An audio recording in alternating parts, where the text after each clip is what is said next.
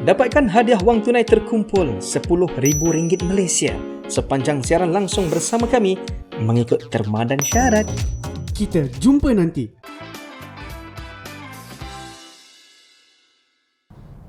Semakin ramai bertanyakan kes Tengku Adnan. Tindakan Suruhanjaya Pencegahan Rasuah Malaysia SPRM melepaskan bekas Menteri Wilayah Persekutuan Datuk Seri Tengku Adnan Tengku Mansor dari pertuduhan rasuah membabitkan suapan bernilai RM1 juta Malaysia telah dipersoalkan pelbagai pihak. Setelah Ahli Jawatan Kuasa Amanah Nasional Muhammad Faiz Fazil yang juga seorang peguam mempertikaikan tindakan tersebut, Persatuan Patriot Kebangsaan Patriot pula tampil dengan persoalan yang sama. Patriot menuntut SPRM mendedahkan apa sebenarnya perkembangan kes yang memerlukan siasatan lanjut sehingga Tengku Adnan dibebaskan daripada tuduhan rasuah. Presidennya Brigadier Jeneral Bersara Datuk Muhammad Arsyad Raji berkata menghentikan prosiding di mana kes tersebut sudah pun sampai ke tahap pembelaan sama sekali tidak dapat diterima.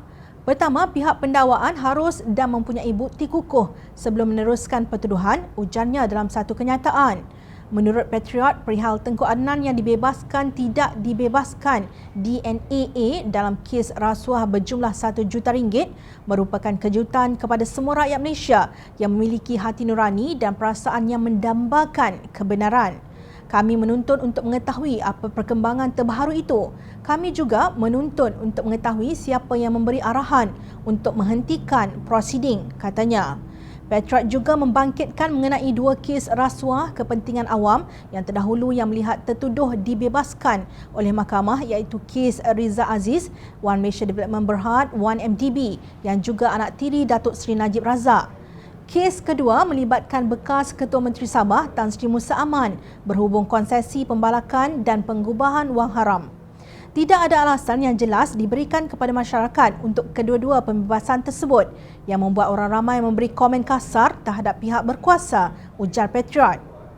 Pertubuhan bekas veteran Angkatan Bersenjata itu berkata sudah ada perasaan tidak percaya orang awam terhadap pihak penyiasat dan pengadilan terutama ketika menangani kes-kes rasuah yang melibatkan ahli politik dalam parti pemerintah. Patriot berhujah dengan pembebasan yang diberikan kepada Tengku Adnan, orang ramai juga bertanya apakah baki kes mahkamah terhadap 5 ahli politik kanan UMNO iaitu Datuk Seri Najib Razak, Datuk Seri Zahid Hamidi, Tan Sri Isa Samad, Datuk Bung Mokhtar dan Datuk Seri Aziz Abdul Rahim juga akan berakhir atau akan berakhir juga pada pelepasan tiba-tiba.